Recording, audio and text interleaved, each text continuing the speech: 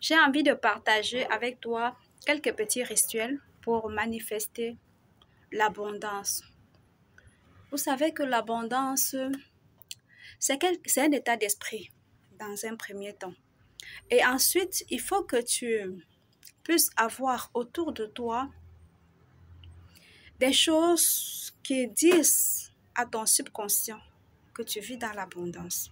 Il faut que tu puisses convaincre ton subconscient que tu vis dans l'abondance et que tu es en train de manifester l'abondance. Alors pour cela, tu peux faire quelques petites choses qui ne coûtent pas grand-chose, qui coûtent pratiquement rien, qui peuvent te aider dans ce sens. Alors, tu dois par exemple avoir de la nourriture à la maison. En parlant de la nourriture, tu peux avoir du riz à la maison. Tu dois faire un effort de sorte que le riz ne manque pas à la maison. Tu peux acheter du riz en sac ou en demi-sac. Ça veut dire 50 kg ou en 25 kg. Moi, je suis au Cameroun, par exemple. D'accord?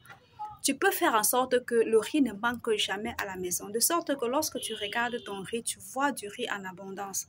Tu peux faire en sorte que le sel c'est maximum 3500, 3000 à 3500 le sac de sel. Tu dois avoir du sel en sac.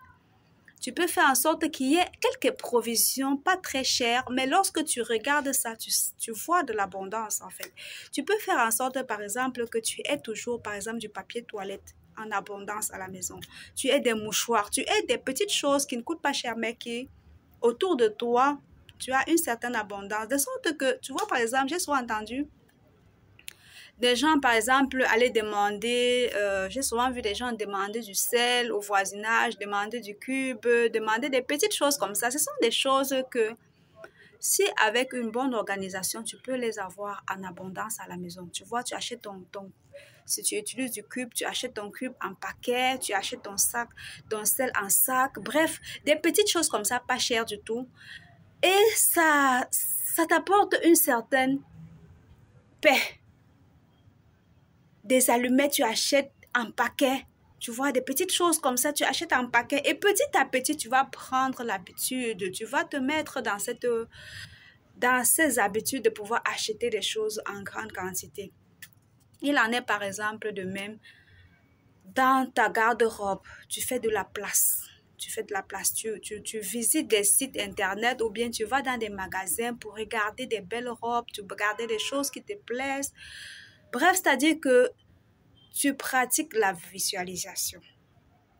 Je pense que dans les prochaines vidéos, si vous avez besoin que je vous explique cela en détail, dans les prochaines vidéos, on va en parler davantage. Tu pratiques régulièrement de la visualisation et des petites choses que tu peux t'offrir en grande quantité, fais-le déjà pour ne pas manquer de cela chez toi. Alors, si cette vidéo t'intéresse, n'oublie pas de mettre un cœur, de t'abonner, de commenter et de rester connecté pour de futures vidéos toujours plus intéressantes.